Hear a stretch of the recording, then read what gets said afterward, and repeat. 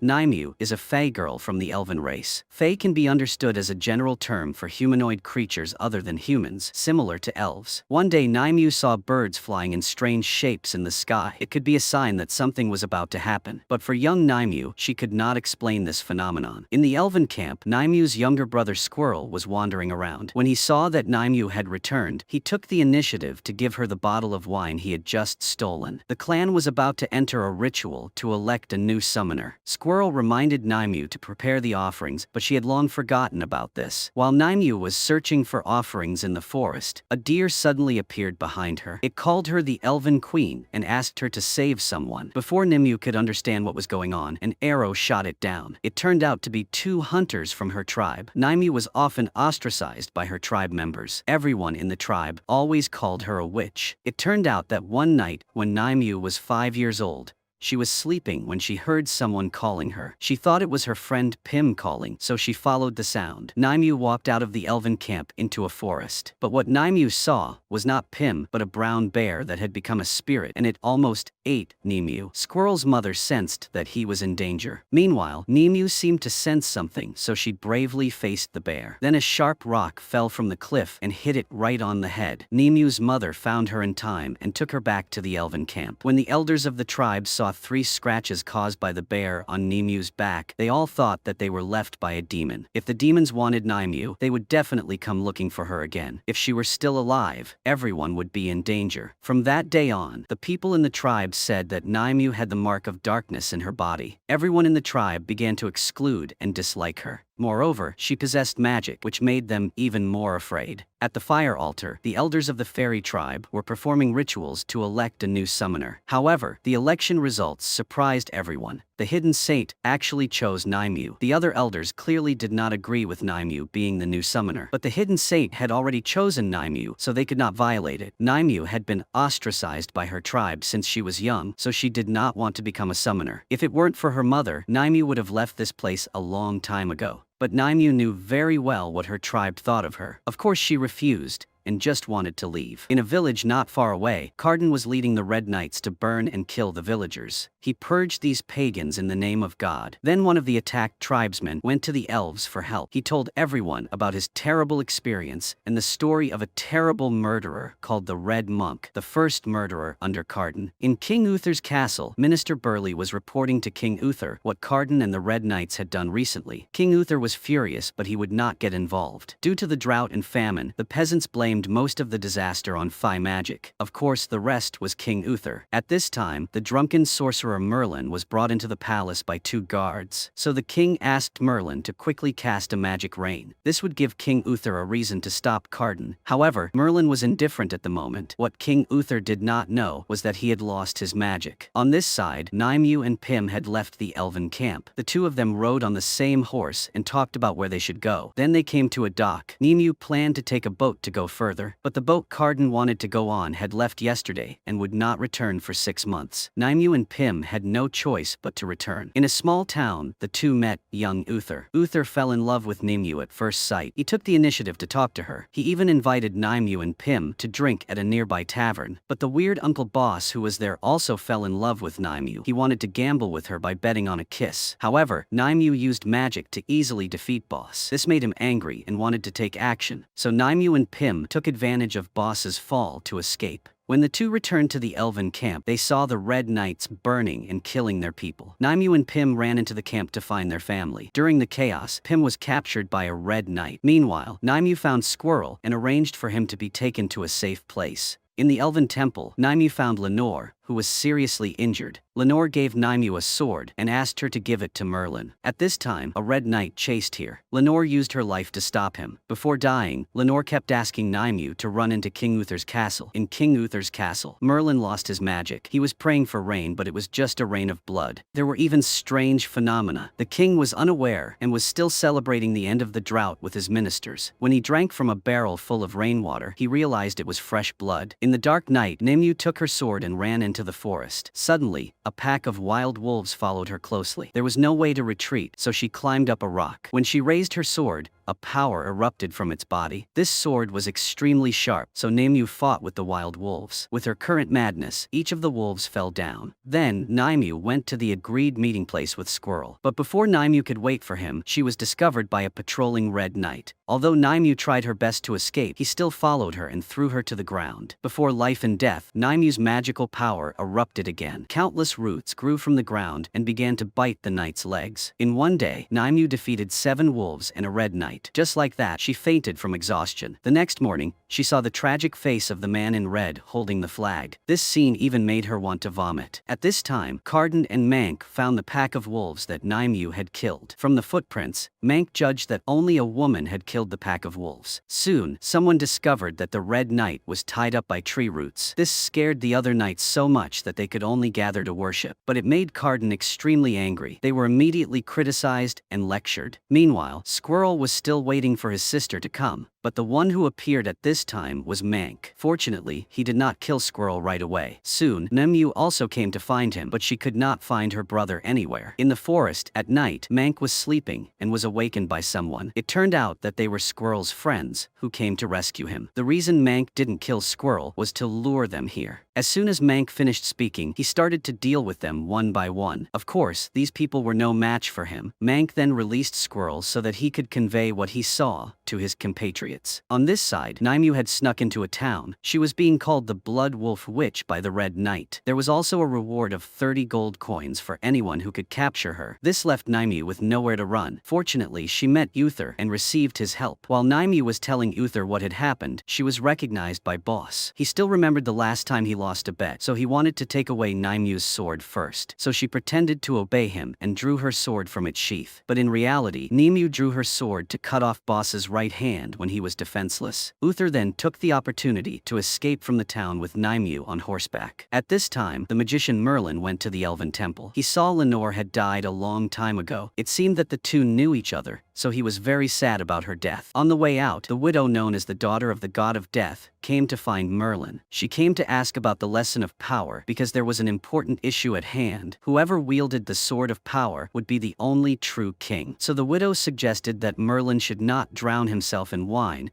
and quickly find the sword. However, he seemed to completely ignore this suggestion. Perhaps because of the loss of magic, he had completely collapsed. At this time, Arthur took Naimyu to a hiding place where the boss could not find her. While she was sleeping, he took her sword of power and left. When Arthur was young, his father saved an innocent girl, so his father was seriously injured and died. Before died, his father told Arthur not to seek revenge. His father only hoped that one day he could become a great knight so that he could restore the honor of their family. Arthur agreed to his father's wish and remembered it. Only Arthur and his half-sister Morgana remained. Worse, his father's previous creditors immediately came to his door demanding payment. Arthur was still young at that time, so he had no choice but to seek out his rich and powerful uncle, Sir Hector. However, Hector not only did not help Arthur pay his debt, but he also brought Morgana to the IVA monastery to ease his burden. At this time, Arthur stole the powerful sword and went to find Sir Hector. Arthur came here to fulfill his father's last wish, which was to hope that Sir Hector would introduce him to the tournament and receive the honor of becoming a knight. Sir Hector was sure that Arthur could go on the right path. So he agreed with Arthur and was willing to provide the necessary help. When Sir Hector saw the powerful sword, he knew it was a good sword. Not everyone could easily get it. When he asked about the origin of the sword, Arthur lied and said it was a thank you gift for saving a demon girl. On this side, Naimyu woke up to find the powerful sword gone. This made her very worried. Suddenly, a strange girl, Iris from the Eve monastery, came to find out who Naimyu's true identity was. She suspected that there was a demon inside Naimyu. At this time,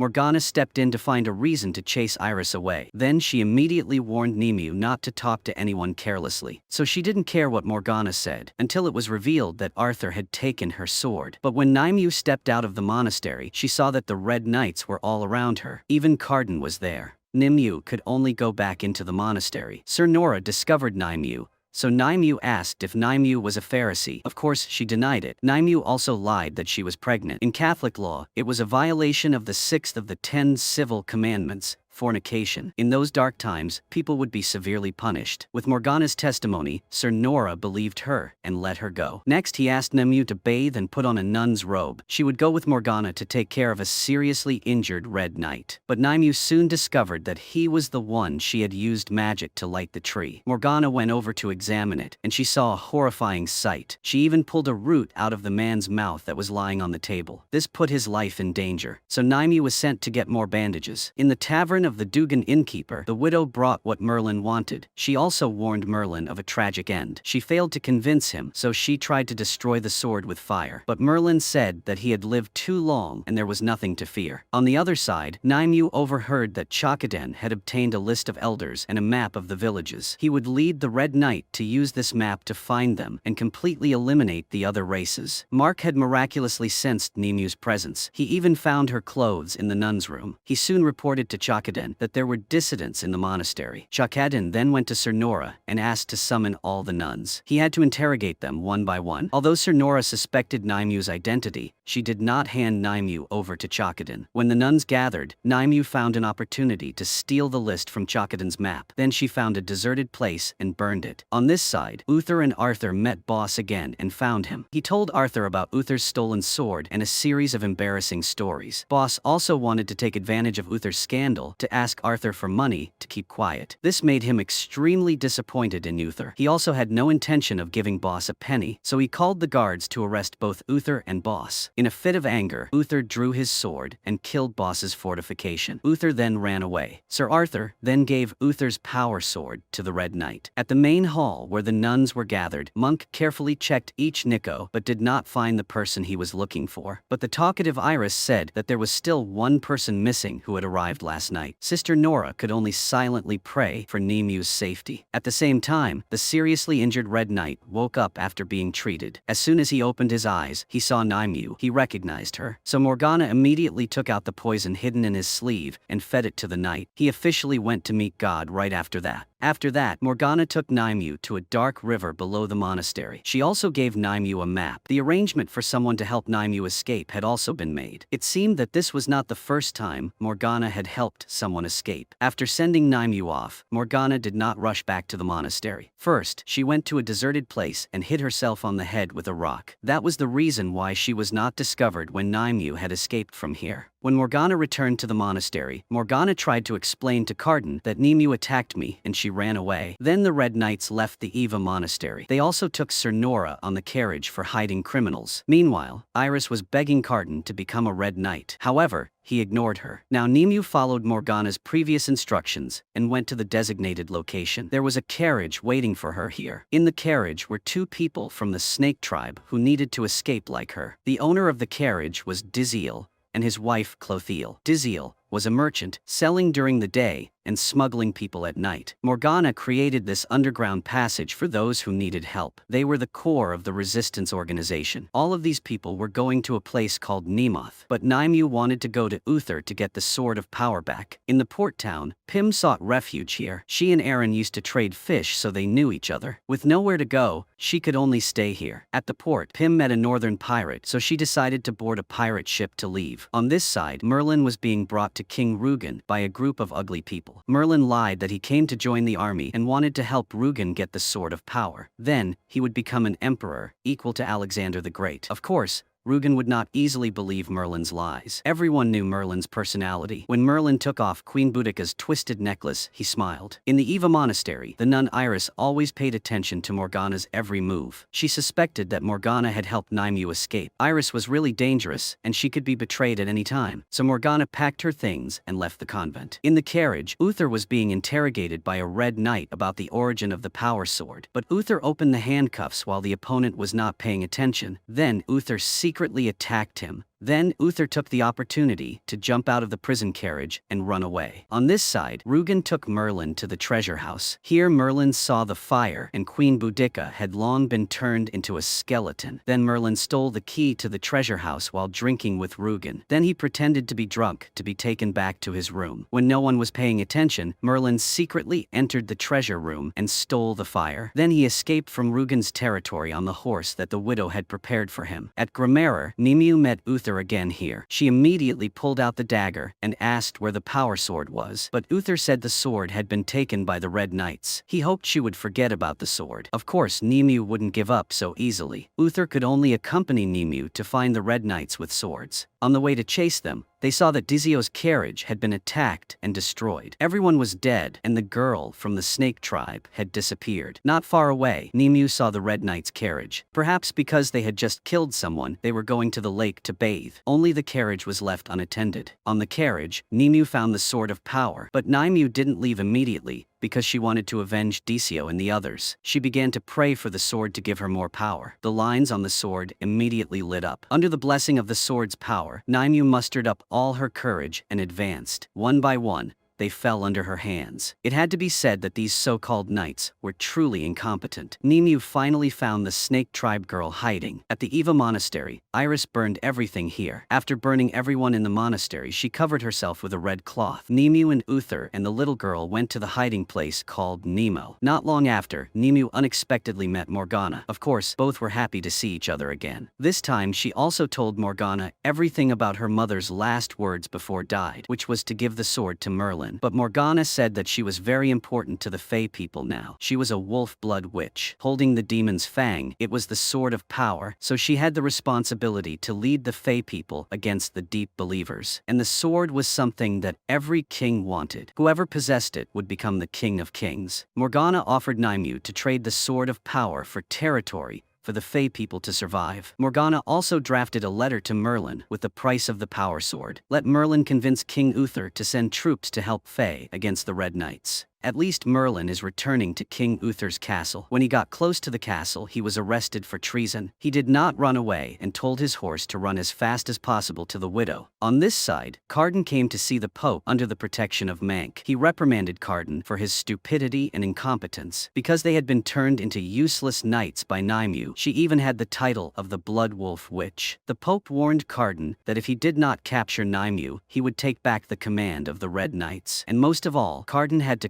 quickly retrieve the power sword. On the sea, a pirate ship was sailing through the wind and waves. The sailors caught a stowaway, Pym. They were going to throw her into the sea, but luckily the guy she met at the port winked at her. She admitted that she was the best healer among the doctors. This allowed the pirates to keep Pym because their last doctor had just died, so she officially joined the gang. The captain told Pym that they were the Red Spear Gang and were currently at war with the Camper King. At this time, Morgana took Nimue to the residence of Yeva, the elder of the Moon tribe. They wanted to use Yeva's ability to deliver the letter Morgana wrote to Merlin as quickly as possible. At this time, King Uther had been captured by the Camper King at 3 ports. At the same time, 5 ships were sunk. The queen told him that all this was caused by the powerful mirror. Merlin had hidden and deceived King Uther in this matter. The queen asked him to execute Merlin in public to prove his courage and strength. She also advised him to support the church and form an alliance with the Red Knight. Uther agreed with his mother's advice. He quickly went to Merlin's cell. At first, Uther blamed Merlin first. Then, Uther told Merlin that if he wanted to live, he should hand over the Sword of Power. Of course, he failed to hand over the sword and would be executed. When Merlin was about to be executed, the eagle sent by Yeva brought a letter here. Thanks to that, Merlin temporarily escaped losing his head. Merlin knew that the queen definitely wanted to kill him, so he took the initiative to find her and told her a story from the past. It turned out that the fake king had died before. Only the queen still held the role of regent. But the queen was not the true heir to the throne. If the queen could give birth to a son, he would be the true king. Unfortunately, the child was stillborn, making it impossible for the queen to hold the throne. So she found a child from a peasant family to pretend to be her son. Although the peasant family received a large reward, the whole family died mysteriously. The midwife survived under Merlin's protection, so he knew everything. On this side, Nimue and Uther were attending a wedding in Nimue. The two admired each other, so they took the opportunity to express their feelings. At this time, Squirrel also came to Nimue with the rescued survivors, and among the survivors was Iris. She changed her appearance so that Nimue could not recognize her. Iris did not say anything, just secretly looked at Nimue fiercely. At the same time, the person known as the Green Knight appeared, making Uther very jealous. His real name was Juan. He and Nimue had known each other since they were children, but in Uther's eyes, he was indeed his rival. When Juan knew Uther's identity, he was not very friendly. Only Nimue was happy to reunite with her family and friends. Naimu also told Juan about the powerful sword. He also did not agree to give the sword to Merlin because his reputation among the Fae was not very good, but Naimu was sure that there must be a reason why her mother asked her to give the sword to him. Later, at the residence of the elder Eva, she used some kind of magic to make Naimu and Merlin meet in their dreams. Then, Naimu understood why her mother had to ask her to give the sword to him, because Merlin was her real father. Although Uther and Juan both convinced Naimu not to give the powerful sword to Merlin, she was still determined to go to the place she had promised to meet him. So she, Kate and Morgana set off. At the same time, Merlin was also preparing his luggage to meet Naimu before leaving. King Uther came to make sure he could bring the powerful sword back. What he didn't know was that Merlin planned to use the Fae Flame to destroy the sword. He quickly found the horse that the queen had lent him and retrieved the Fae Flame from the saddle, which was still intact. Merlin didn't know that the queen was watching his every move because she wanted to know if he was really protecting her anymore. Since Carden had robbed the Fae farms and burned their fields, all the poor people had no food. At the hideout, Naimu was immediately faced with the dilemma of running out of food. The Fae elders were discussing how to transport the grain from the mill. Juan suggested forming a group to protect the last mill. Uther heard about this plan and stood up, pointing out that this was a trap set by Carden for the Fae. The Red Knights had deliberately left a mill to ambush them, but since the factory was the only source of food for the Fae at this stage, Uther suggested that if they were forced to go, they would need more people. In the end, including Uther, they only had enough for 6 people. Naimu's group arrived at the rendezvous point, an abandoned castle. She asked Morgana and Kates to stay outside so she could meet Merlin herself. In the abandoned castle, she quickly met him. The first question she asked Merlin was, did he remember her mother? And how did they meet? Why did they part? And why did he give up his own flesh and blood? Naimu insisted that if he did not answer her question, she would never get the sword. Merlin had no choice but to answer Naimu's question first. Under some kind of magic from Merlin, she saw what happened in the past. In her dream. At that time, Merlin was injured, so he sought refuge in the holy land of the fairy clan. He fainted at the stone table in the sanctuary. Nimu's mother, Lenore, was still a young girl at that time. Lenore found Merlin fainted next to the stone table. After examining him, Lenore found a strange object near Merlin's right shoulder. After surgery, she removed it from his body. Lenore was surprised to see that it was a sword. It was the sword of power. Seeing this, Nimu looked at Merlin in disbelief. Under Lenore's care, he quickly recovered. Lenore knew his true identity but still hid it from everyone. In this way, Merlin and Lenore became a couple. At this time,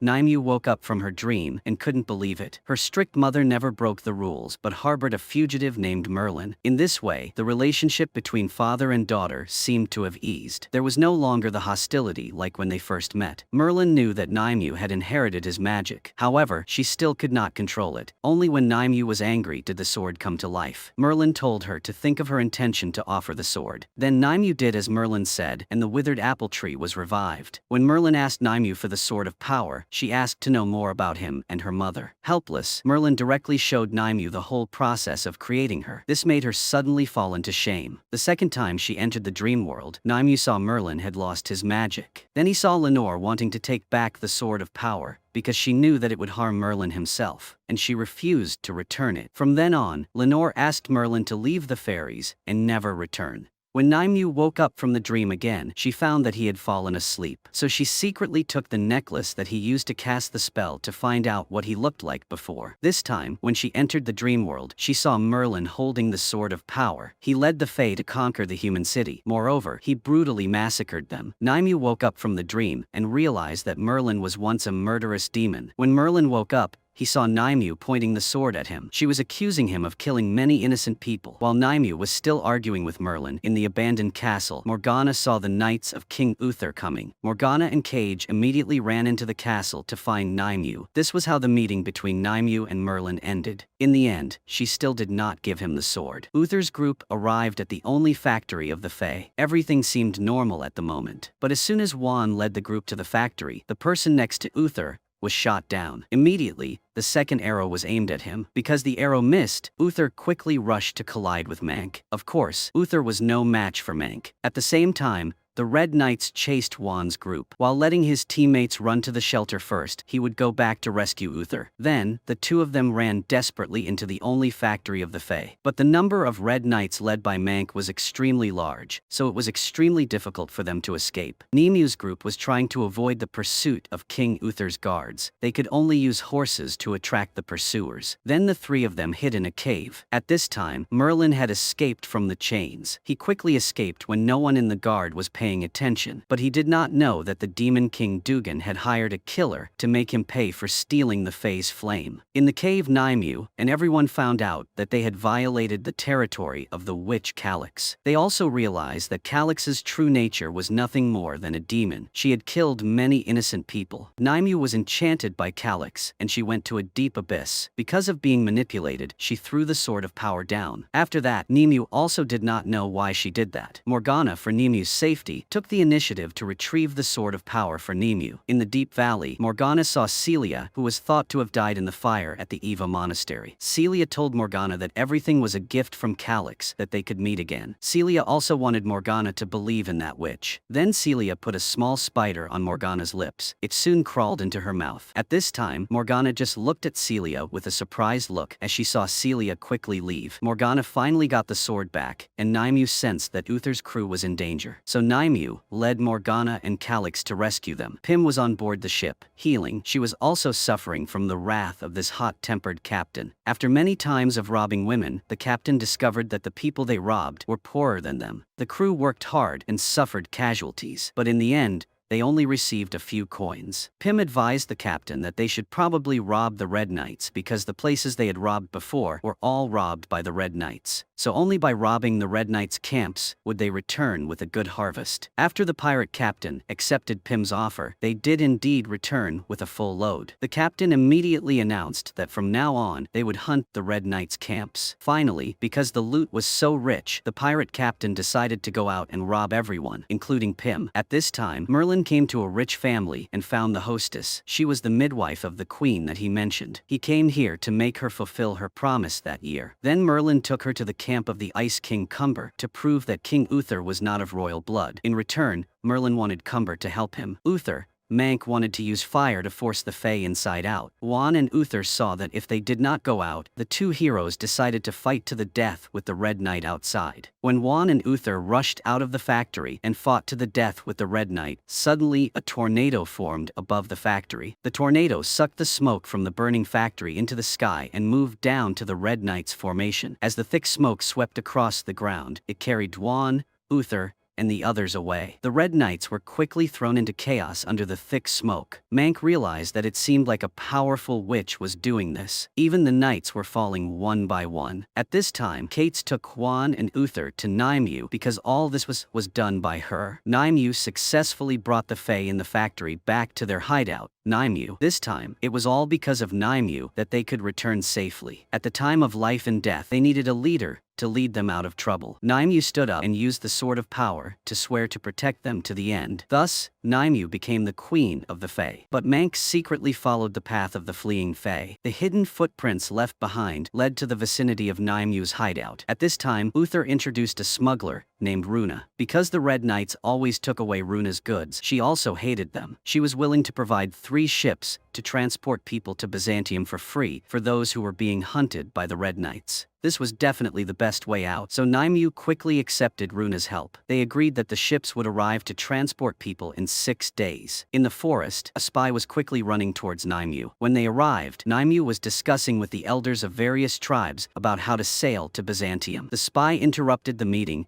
and said that Mang had come with a large number of Red Knights. They could arrive here in about a day, so everyone needed to evacuate as soon as possible. After a while of discussion, Naimu decided to lead her army to capture the small port town of Grimaire. Grimaire also happened to be the fiefdom of Uther and Hector. After Merlin gave the midwife to King Cumber, he asked his eldest daughter to take her everywhere, to spread the news that King Uther was actually the child bought by the queen. Uther was not the true heir to the throne. Merlin also told King Cumber that his request was for him to protect Nemu's safety. But what Merlin did not expect was that Cumber also contacted Carden. Carden's gift to Cumber was even more attractive, which was the land of the Fae people occupied by the Red Knights. Carden's request was that Cumber and his people believe in God, and eliminate useless people from the land he ruled. Although Merlin had no intention of caring about the war between them, Cardan's behavior made him angry. He clearly saw the original purpose of everything Cardan did. He was just a country boy from a small place. Cardan did not believe in any gods either. If he wanted to move forward, he had to rely on the power of the church. But he was never recognized by the Pope, so he had to fight his way out. Now the Red Robe Society he founded is growing stronger by the day. It seems that the Pope has not recognized him yet. In King Uther's castle, he is looking for the Queen to ask about a worrying problem. Is he really not the Queen's biological son? King Uther always thought that this was just a folk tale, but rumors are saying that it is true. In the port town of Gremmer, there are a large number of Red Knights wandering around the city. What they do not know is that many Fae have sneaked into the city. When a Red Knight stood on the wall and looked out, he saw Nymue riding out of the forest alone. He quickly recognized her and immediately summoned a large number of knights to capture her. When they were lured into the forest, they saw her kneeling with a sword in her hand. What they did not notice was that the branches and roots of the trees around her were starting to move. They began to attack and kick the Red Knights, one after another like snakes. The knights in the city could only hear the screams in the forest. After a while, several horses that had lost their masters ran out in panic. This terrified all the knights in the city. They wanted to send another group into the forest, but none of them dared to go. Soon Nymue rode out of the forest and proudly entered Gremmer. With the cooperation of the Fae, Nymue sneaked into the city. They quickly took over the place. But Nymue's excessive use of magic exhausted her and she fainted. Iris was hiding among the people in her old clothes. Seeing Nymue fainted on the carriage, she immediately took a knife and approached. But Juan soon realized that Iris was like a strange girl approaching Nymue, so he stopped her. When Nymue woke up, she was surprised to see her long-lost friend Pym in front of her. It turned out that Pym was accidentally captured when she followed a group of pirates to rob the Red Knights' camp. She happened to be imprisoned in the city of Gremmer. The pirate named Doff that Pym met when he first worked at the port was also captured here. Doff was seriously injured in the battle. Pym really hoped that Nymue could use magic to heal him, but Nymue's physical strength had not fully recovered due to using too much magic. Although Nymue also tried to save Doff, he still died from the serious injury. At this time, Uther and the Queen were meeting Chakadon. Chakadon wanted to join forces with King Uther to destroy the Fae one last time. At the same time, the widow found Merlin. She told Merlin that she felt like Nymue was about to face death, because the widow almost represented death. Merlin knew what she meant, but he still wanted to take back his daughter's life from the hands of death. So Merlin went to King Cumber again. Merlin wanted to make sure that Nymue would be protected by Cumber. He also knew that Nymue had the Sword of Power with her. She also became the queen of the Fae people, and according to his previous agreement with Merlin, he decided to invite Nymue to be a regular guest in his prison. Merlin could not change Camber's choice, but this at least allowed Nymue to survive. When he left Camber's camp, King Rigol's killer watched him from a hidden corner. At the same time, the Fae residents often disappeared without apparent reason in Gremmer City. They searched for missing people in the forest outside the city. Not long after, Juan saw some dead people. Suddenly Mank appeared and attacked Juan, but Juan was no match for Mank. Juan was soon subdued by Mank, but during the fight, Juan accidentally discovered that Mank was also a Fae. Mank was not human, but was fighting against his race. On this side, Nymue realized that the power sword was gradually controlling her mind. It was turning her into a murderer. Soon the elders of the Fae tribe brought bad news from the smugglers. There would be no ships to evacuate because the head of the smuggler Runa was thrown into the city, and misfortune always comes at the same time. Soon Nymue received news from Case that Mon had captured Juan. The guards on the wall also reported that there were troops gathering outside the city. It turned out that both King Uther and the Red Knight had sent troops to attack Gremmer City. Because the widow said that Nymue's end was near, Merlin was running as fast as possible to protect her. When Merlin passed through a forest, he felt danger approaching. He stopped to look for where this breath came from and was immediately hit by an arrow in the chest. It turned out that the assassin hired by Rihul had come. He slowly walked out from deep in the forest and sang a song. Merlin was not dead yet, but he was in great pain. The assassin told him that he did this mission not only for the reward from King Rugal, but because he had a grudge against Merlin. Merlin had killed his father. While the assassin was concentrating on thinking of a way to deal with Merlin, Merlin took advantage of his lack of vigilance and stabbed the assassin straight in the neck. On the Gremmer side, the food reserves would not be able to meet the consumption needs of the city's people for several days. Ector thought that Nymue's conditional surrender might be the best option at this time. Moreover, there was was hostility between the Fae and the humans in the city. If food was scarce, civil war would break out in the city. Huan was captured. Naimyu's younger brother also disappeared. Countless problems were placed before Naimyu. Meanwhile, the Pope had sent a guard to monitor Carden's situation. If Carden was not careful, he would be robbed of victory. At this time, Merlin had arrived at Grammar City. When Naimyu revealed that Merlin was her father, everyone was shocked. None of them could believe it was true. He told Naimyu about his deal with Camber. He hoped that Naimyu would accept this deal, because Merlin believed that this was the only way Naimyu could survive. Of course, Naimyu could not accept the promise that Merlin gave her from Camber. At this time, Mank had led Juan to the Red Knights military camp outside Grammar City and handed it over to Carden. Carden began to torture Juan, but he was determined not to say anything. When no one was around Juan, Mank came to find him. Mank was curious why Juan didn't tell Carden that he was also a Fae. Carden had declared that as Fae, they were brothers and wouldn't be so humble as to say that. Carden also thought that Mank was just lost and tried to convince him to fight for his race. Of course, Mank always denied everything Juan said, but deep down, Mank clearly knew what he said was true. At this time, the queen was very upset with him for negotiating with Carden without permission. But after the glass of wine Uther brought, she collapsed on the floor. It turned out that Uther was tired of being ordered around by the queen. Furthermore, he had also investigated that his biological mother had been killed by the queen with poisoned wine. After the queen died, he sent people to negotiate with Nimue. If she took the initiative to hand over her sword of power, she would be able to survive, or she would have to live the rest of her life in pain. Nimue added another condition on this basis,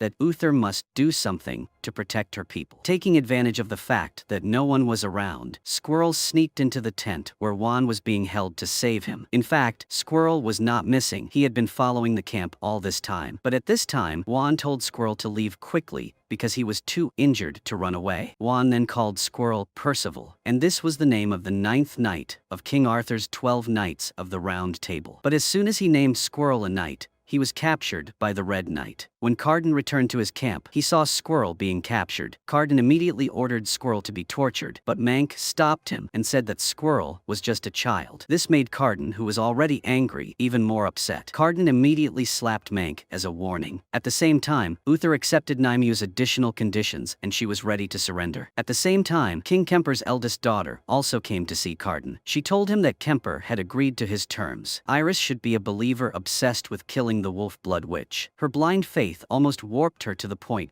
that she was convinced that Nimue and those who followed Nimue were evil. Therefore, Iris always wanted to kill the devil that was Nimue. After a period of hiding, Iris killed the armory guard and then chose a weapon that suited her to find a chance to kill Nimue. At this time, the widow realized that Morgana had the magical power of Calyx. So she wanted to find out what the deal between Morgana and the witch was. The power she had since she ate that spider. Even Morgana could see the dead in order to see the presence of the widow. Morgana learned from the conversation that the widow wanted to take Nimue away. She was immediately warned not to interfere. Fortunately, Nimue appeared in time, forcing the widow to leave. But Morgana did not tell Nimue what had just happened. At this time, the Fae were preparing to evacuate Grammar City. Before that, Nimue asked Morgana to leave alone with the Sword of Power because Nimue wanted to take back the throne, and the throne from King Uther. So Nimue did not intend to hand over the sword to King Uther so easily. At the same time, Merlin came to Uther's military camp. The first thing Merlin did was meet Uther and tell Nimue his treacherous promise. Merlin had watched Uther grow up, so he understood Uther very well. Uther's feelings for Merlin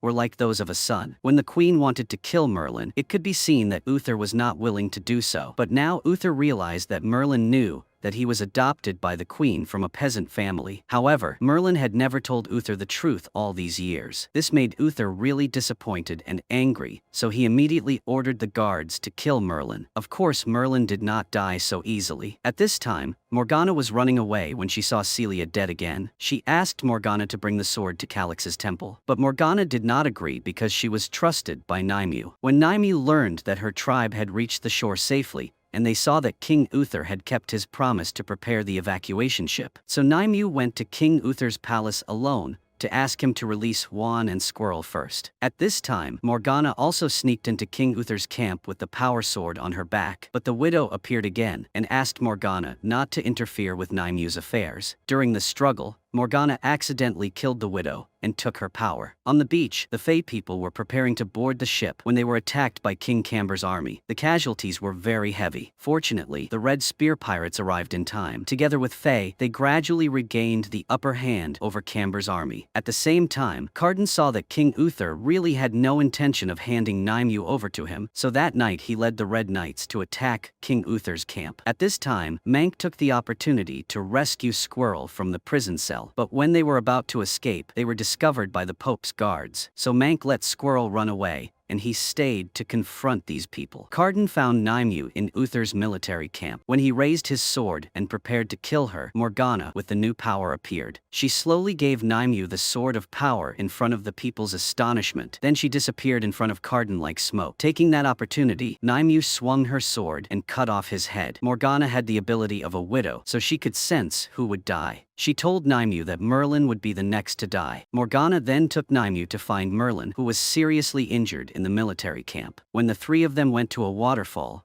Iris suddenly appeared and shot an arrow, hitting Nymue. With 2 arrows, Nymue collapsed on the bridge and fell into the waterfall. Seeing that his daughter had not escaped her fate, Merlin tried to hold his sword and stand up. That was also the moment he regained his strength. Only a flash of electricity appeared in Merlin's eyes, causing Iris to run away in fear. But Merlin did not forgive her, but continuously created countless lightning bolts until she was cornered. Merlin then created countless other lightning bolts to clear up the Red Knights who were chasing him. Finally, Merlin hugged Morgana and disappeared in a flash of lightning. On this side, Squirrel rescued the injured Mank and slowly moved forward. Squirrel told Mank his new name, Percival, and Mank also told him his real name, Lancelot. From this point on, he became the first of King Arthur's 12 Knights of the Round Table. At the end of the movie, Iris survived and was approved by the Pope for successfully killing Nymue. Arthur's path to becoming a great king has not ended yet, but Lancelot and Percival will definitely be his first knights. Whether Nymue dies or not is still not clear. Today's video ends here. If you find this video interesting, don't forget to leave Bun a like and subscribe to the channel. Goodbye, see you again in the latest videos.